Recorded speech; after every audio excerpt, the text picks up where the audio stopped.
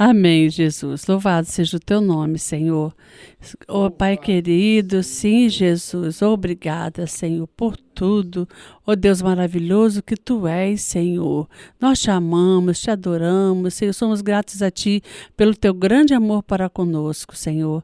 Abençoe os ouvintes, Senhor. Ó Deus amado, em nome de Jesus. Amém. Amém. Então, amados ouvintes, boas-vindas que nós damos a vocês. E hoje vamos tratar do que segue ao que foi tratado no programa de ontem. No programa de ontem verificamos que a salvação vem pela graça através da fé, é um favor imerecido, e depois que a gente chega aos pés de Jesus Cristo, qual é o próximo passo?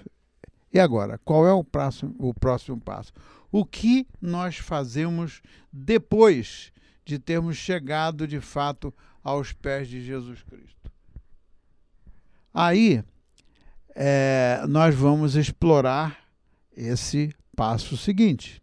Assim como um novo bebê precisa de ser cuidado e nutrido para crescer fisicamente, um filho ou uma filha de Deus precisa de ser nutrido ou nutrida para crescer espiritualmente. Veja como você pode começar a crescer em Cristo, amado ouvinte. Veja como você pode começar a crescer em Cristo.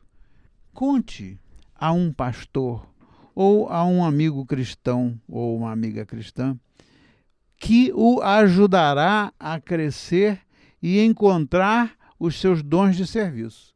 Nós fomos salvos para podermos prestar serviços a Deus, né? Com a nossa vida, a gente é chamado a servir ao Senhor. A salvação não é para os benefícios da salvação, amado ouvinte e amado ouvinte, não é para parar em nós mesmos, é para passar para alguém. Então, comece buscando o seu pastor ou um amigo cristão, né, que poderá ajudar você a crescer, né, ajudar você a ser discipulado, para que então você tenha um líder espiritual. Porque fora disso, você sozinho não vai fazer nada, porque o Senhor nos criou para vivermos em comunhão. Assim, o próprio Jesus Cristo deu os apóstolos, os profetas, os evangelistas, os pastores e os mestres para preparar o seu povo para as obras de serviço, a fim de que o corpo de Cristo seja glorificado. Efésios 4, versículos 11 e 12. Então veja só, Cristo deu os dons, né, aos apóstolos, aos seus 12 apóstolos, deu os dons aos profetas, né? Deus deu os dons aos profetas no Antigo Testamento.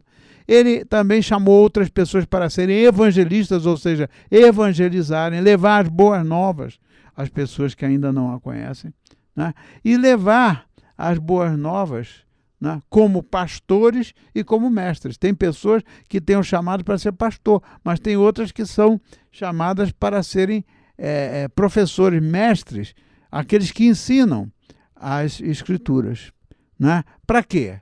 Para que ao fim e ao cabo todo o povo de Deus seja preparado para prestar as obras de serviço ao reino de Deus.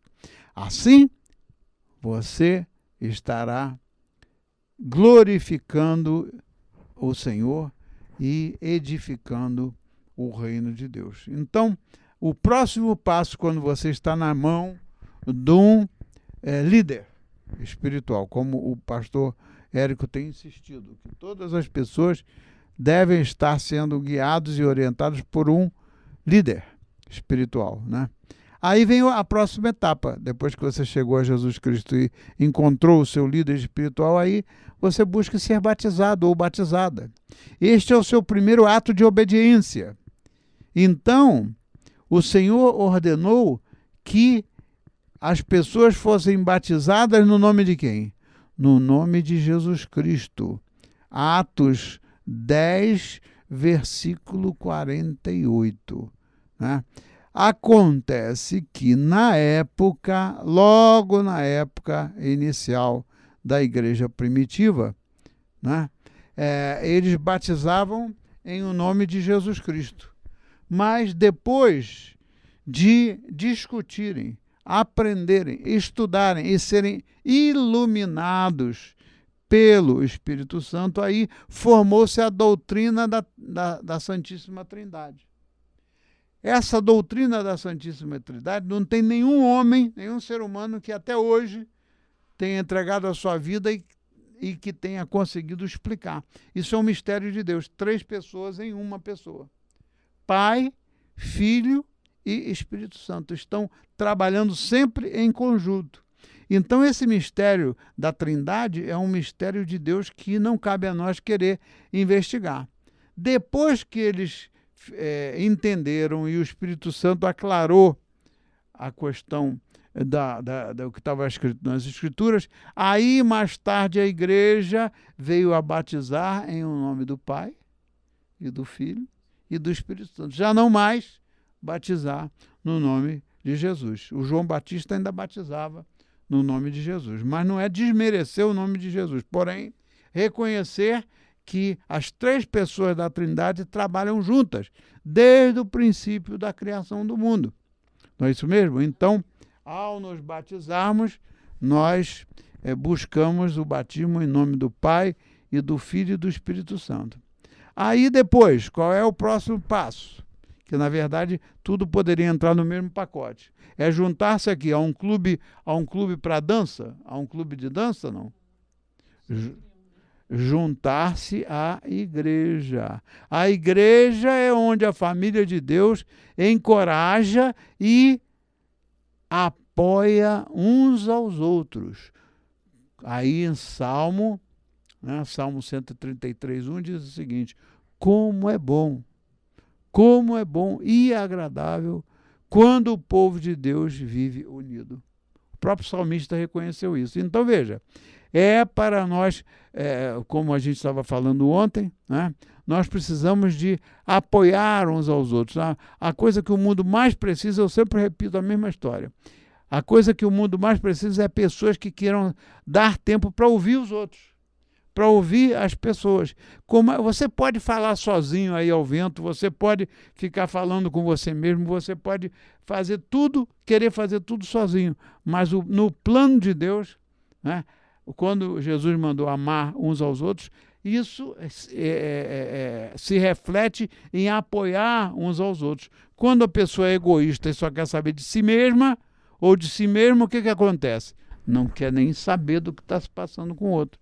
É esse o mal que afeta o mundo no dia de hoje, né? Ore e leia sua Bíblia diariamente.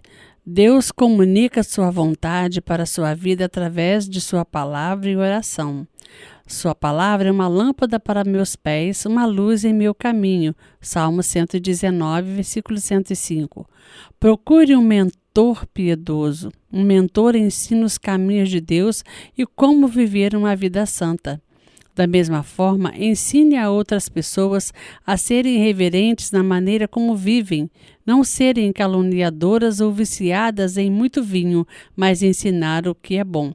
Tito 2:3. Nós gostaríamos muito de ouvir você, né? E vamos deixar aqui o nosso contato, que é a operadora 21 2621 4020 e o 2622 7523. Amém, pastor? Amém. Queremos incentivar vocês a ligarem para nós, para compartilharem conosco o que essa palavra, o que nós podemos apresentar a vocês que impactou a sua vida junto a Jesus Cristo. Não é impactou a sua vida perante nós, o que impactou a sua vida perante Jesus Cristo. É para isso que nós estamos aqui, para ajudar as pessoas. Então, vocês não poupem esforços e nem fiquem receosos de ligar para nós. Pode ligar para a irmã Marlice na rádio e, se for preciso, nós daremos assistência a você pelo telefone ou pessoalmente. Aquela situação que você esteja passando, né? Seja você ou não ainda uma pessoa que crê em Jesus Cristo como Senhor e Salvador, você nos procure, porque aqui nós estamos para apoiar uns aos outros. Amém? Muito bem. Agora a gente vai para o passo seguinte, que é um testemunho da senhora Laura Bailey. O que ela fala? O artigo dela que eu traduzi fala sobre a eternidade.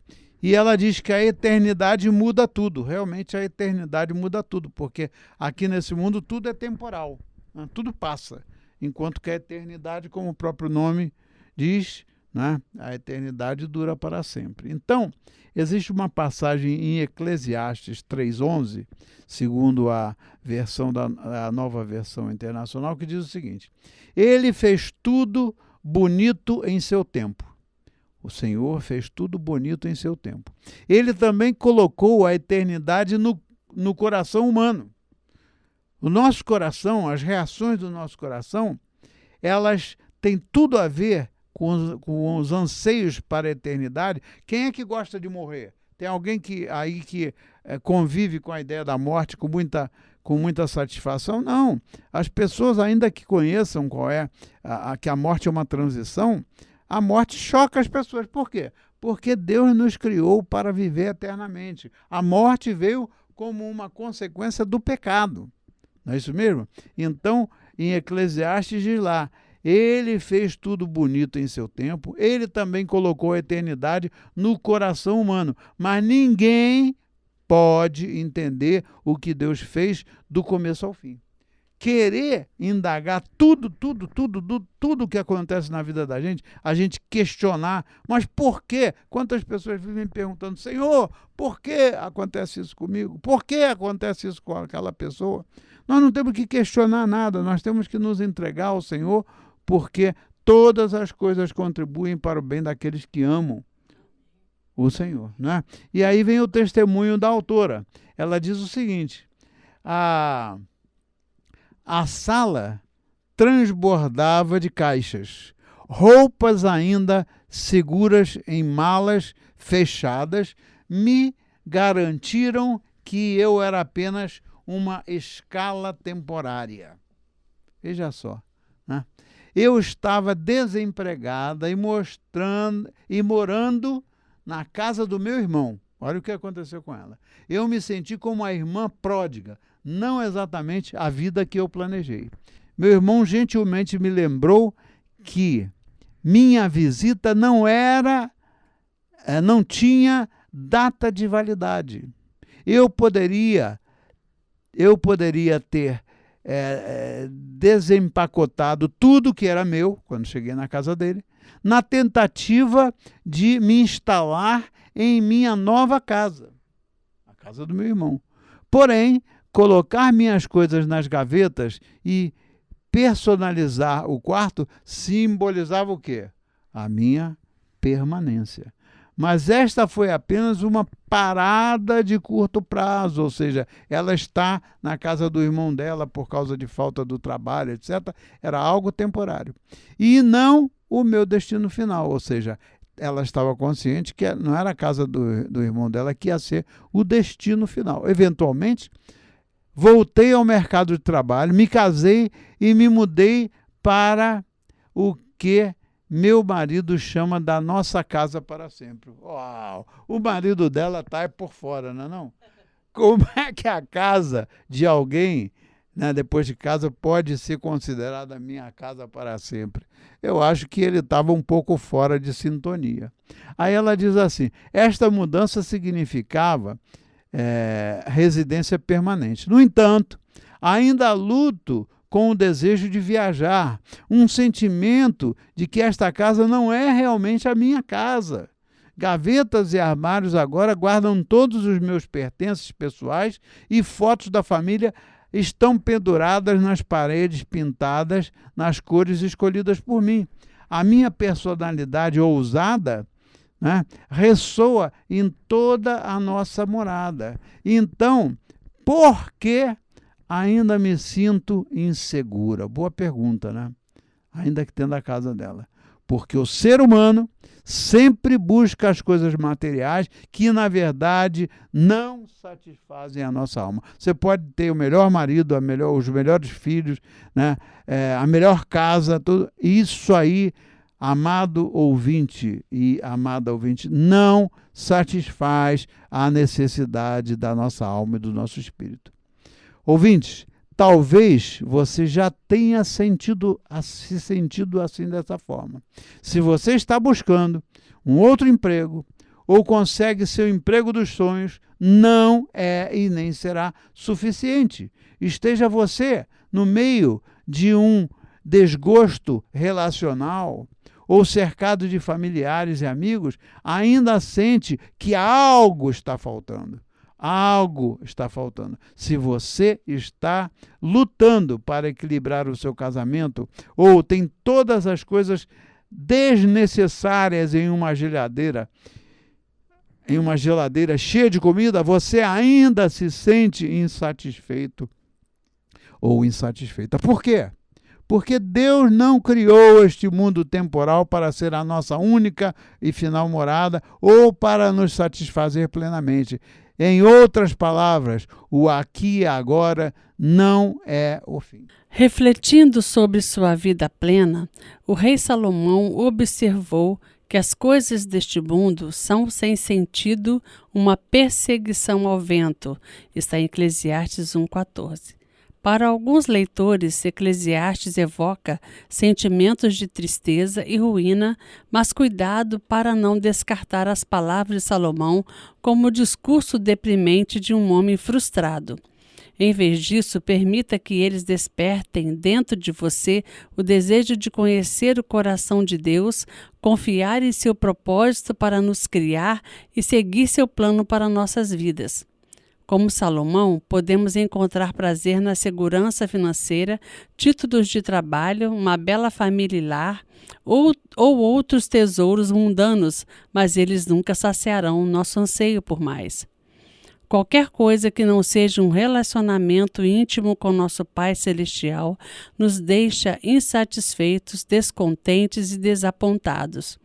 O vazio interior que procuramos desesperadamente preencher só pode ser preenchido por Cristo. Nosso versículo-chave explica por que sentimos tensão quando a nossa perspectiva muda do eterno para o temporal. Ele fez tudo belo em seu tempo. Ele também colocou a eternidade no coração humano, mas ninguém pode compreender o que Deus fez do princípio ao fim. Eclesiastes 3,11. Os versículos anteriores a Eclesiastes 3,11 listam diferentes estações que vivenciamos ao longo da vida, lembrando que Deus é soberano sobre tudo em todas as estações da vida. Deus criou os humanos para glorificá-lo e desfrutá-lo para sempre. No entanto, desde que os humanos pecaram por querer ser como Deus, temos perseguido toda forma de prazer mundano em busca da alegria que vem apenas de amar, confiar e obedecer ao nosso Criador. Mas perseguimos sem sucesso. Perdemos a perspectiva adequada. Em vez de viver como residentes temporários e estrangeiros, como está em 1 Pedro 2,11, vivemos em vez disso como se este mundo fosse nosso destino final. O inimigo procura nos impedir de viver uma vida voltada para a eternidade a cada passo. Ele sussurra de forma convincente, assim como fez no Jardim do Éden, em Gênesis 3, de 1 a 5, que merecemos ser felizes hoje, não importa o que nos custe amanhã. Ele quer que acreditemos que esta vida é tão boa quanto possível e ele se deleita em nossa busca pela próxima grande coisa para nos cativar. Satanás sabe que, ignorando o desígnio do Senhor para a sua criação, perdemos nossa única fonte de verdadeira paz e contentamento duradouro. É isso aí. Satanás ele é especialista nisso, né? De levar as pessoas a perderem a única fonte de verdadeira paz que vem do Senhor. Então agora eu lhes digo, amados irmãos, né? Amado filho e amada filha de Deus, abrace o eterno desejo de viajar e mantenha as suas malas espirituais prontas para seguir a Cristo. Viajar para onde? Viajar para o céu, né? Viaje com seu guia, a palavra de Deus. A palavra de Deus é o seu guia. né? E aproveite a sua jornada, esperando o dia em que você finalmente descansará na gloriosa presença do seu Pai, na gloriosa presença do seu Pai Celestial, no lar eterno que o próprio Jesus preparou para você. João 14:3 e 2 Coríntios 5:1. Então, amados ouvintes, para o estudo mais profundo, reflita em 2 Coríntios 4:17 e 18, que diz o seguinte: pois nossos problemas atuais são pequenos e não durarão muito. No entanto, eles produzem para nós uma glória que os supera amplamente e durará para sempre. Portanto, diz o apóstolo Paulo, não olhamos para os problemas que vivemos ou que podemos ver agora. Em vez disso, fixados nosso olhar em coisas que não podem ser vistas, pois as coisas que vemos agora desaparecerão em breve. Mas as coisas que não podemos ver, estas durarão para sempre. Amém? Então, vamos orar. Pai Celestial, obrigado por preparar o nosso lar eterno, onde teremos descanso para nossas almas cansadas. Mantenha nossos corações, Senhor, e as nossas mentes focados em Ti e em Teu propósito para as nossas vidas. Trazer glória a Ti, Senhor, e torná-lo conhecido.